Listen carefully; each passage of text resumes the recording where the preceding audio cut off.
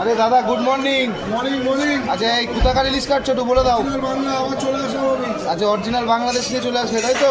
আচ্ছা ওজন ওজন বলে দাও, হ্যাঁ বলে দাও।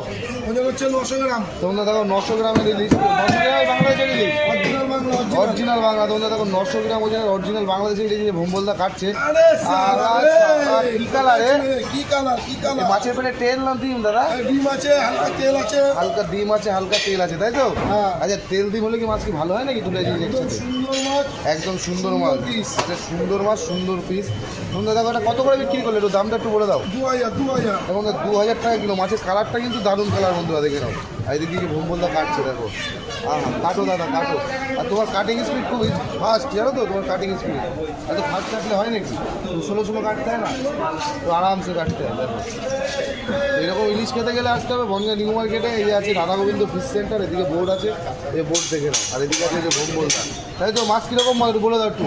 এক নম্বর। এক নাম্বার তাই না? তোমরা